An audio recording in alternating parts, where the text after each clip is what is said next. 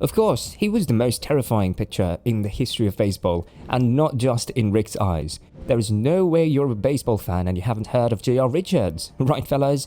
Do you know, one of his pitches was once timed at 98 miles per hour? Oh, did I forget to mention that this was just his slider? But if he was such a great player, how did he end up homeless? Interested in finding out, so fans, welcome back to our channel and let's find out. As mentioned before, J.R. Richards was the most feared pitcher in baseball in the late 1970s. The 6'8" right-hander not only intimidated batters with his size, but also with his blazing fastball that approached 100 miles per hour, and no one, not even Richard, knew where it was going. When J.R. Richards debuted in 1971, he impressed baseball greats. The 20-year-old struck out future Hall of Famers Willie Mays and Willie McCovey 3 times, and it was just a preview. Isn't it remarkable? Then Richard made 33 appearances in 1975, his first full season, and led the league in walks 138 and wild patches 20. Richard's lack of control didn't look good on the stat sheet, but it deterred batters from digging into his fastball. J.R. Richards used his controlled wildness to lead the league with 303 strikeouts in 1978. In 1979, he had the league with 313 strikeouts. Richard was having the best year of his career in 1980. At the halfway point of the season, he was 10-4 with a 1.9 ERA and he made his first All-Star team. Then disaster struck. Unfortunately, his career was cut short due to a tragic stroke. J.R. Richards pitched in the All-Star game on July 8th, but later complained of back and shoulder pain. He had blurred vision and trouble seeing the catcher's signs during his next stat on July 14th. His arm movements became shaky. Due to numb fingers, he had to leave the game in the 4th inning. Soon after, the Astros disabled him and he underwent tests at a nearby hospital.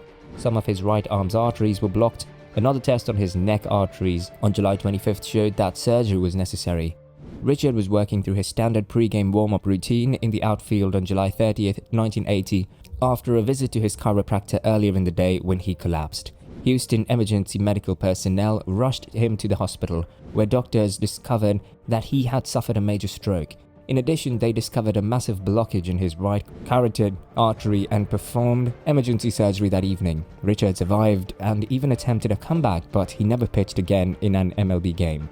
Do you know J.R. Richards lives beneath the Houston Bridge? Life was a daily struggle for him after he retired. Richard's life was turned upside down by a series of bad investments and divorces. He lost everything in 1993, and the former All-Star found himself living under a bridge on Houston Highway. Richard was homeless for several months. Some of his homeless neighbors recognized him as a former Major League Baseball pitcher, but no one approached him. Isn't that sad? But he preferred it that way and kept it to himself. Richard, tired of his situation, sought assistance from a local church. He eventually became a minister after working for an asphalt company. In that capacity, he became involved in the Houston community, working with the homeless, assisting local youth and raising funds to establish youth baseball leagues throughout the city.